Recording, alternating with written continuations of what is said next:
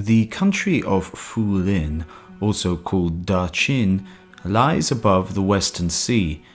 In the southeast, it borders on Porsi. Its territory amounts to over 10,000 li. Of cities, there are 400. Inhabited places are close together. The eaves, pillars, and window bars of the palaces are frequently made with crystal and opaque glass. There are 12 government ministers who conjointly regulate government matters. They ordinarily let a man take a bag and follow the king's carriage.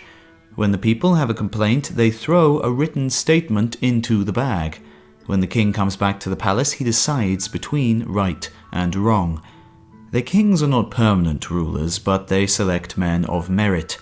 If an extraordinary calamity visits the country, or if wind and rain come at the wrong time, he is deposed, and another man is put in his stead. The king's cap is shaped like a bird, raising its wings. Its trimmings are beset with precious pearls. He wears silk-embroidered clothing without a lapel in front. He sits on a throne with golden ornaments. He has a bird like a goose. Its feathers are green, and it always sits on a cushion by the side of the king. Whenever anything poisonous has been put into the king's meals, the bird will crow.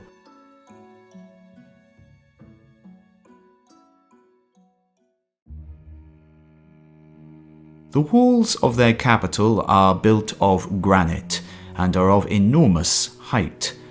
The city contains in all over 100,000 households. In the south it faces the Great Sea. In the east of the city there is a large gate. Its height is over 20 chang. It is beset with yellow gold from top to bottom and shines at a distance of several li. Coming from outside to the royal residence, there are 3 large gates beset with all kinds of rare and precious stones. On the upper floor of the second gate, they have suspended a large golden scale. 12 golden balls are suspended from the scale stick, by which the 12 hours of the day are shown. A human figure has been made all of gold, of the size of a man, standing upright, on whose side, whenever an hour has come, one of the golden balls will drop, the dingling sound of which makes known the divisions of the day, without the slightest mistake.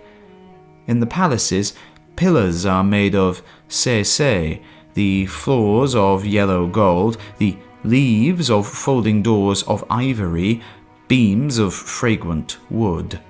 They have no tiles, but powdered plaster is rammed down into the floor above a house.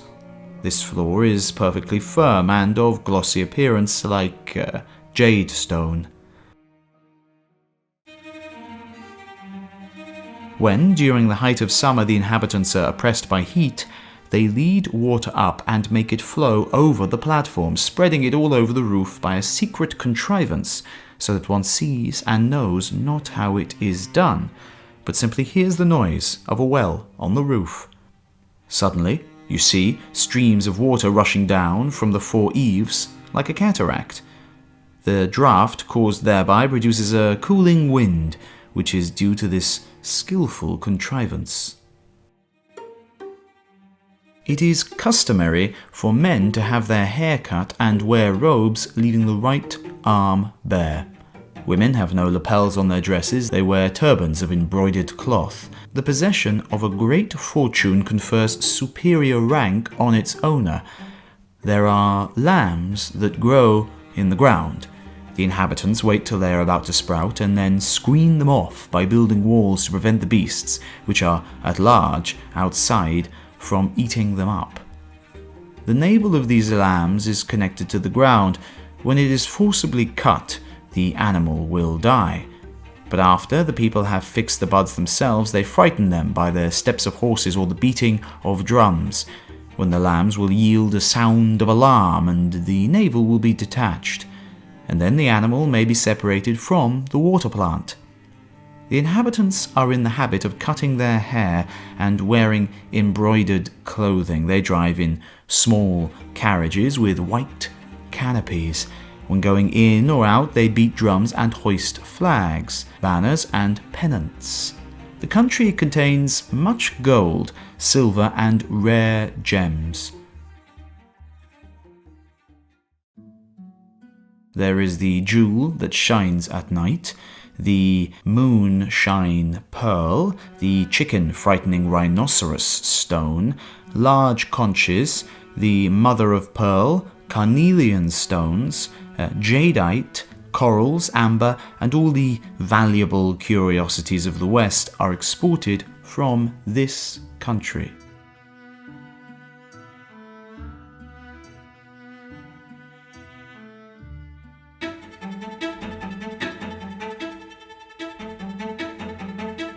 The Emperor Yangxi of the Sui dynasty always wished to open intercourse with Fu Lin, but did not succeed. In the 17th year of the period Cheng Huan, the king of Fu Lin sent an embassy offering red glass, green gold gems, and other articles. Tai Song favored them with a message under his imperial seal and graciously granted presents of silk. Since the Ta Shi had conquered these countries, they sent their commander-in-chief, Mo Yi, to besiege their capital city. By means of an agreement, they obtained friendly relations and asked to be allowed to pay every year tribute of gold and silk. In the sequel, they became subject to Ta Shi. In the second year of the period Qian Feng, they sent an embassy. In the first year of the period Ta Su, they again sent an embassy to our court. In the first month of the 7th year of the period Kai Yuan, their lord sent an officer of high rank to Kazakhstan to offer lions and antelopes, 2 of each. A few months after, he further sent priests of great virtue to our court with tribute.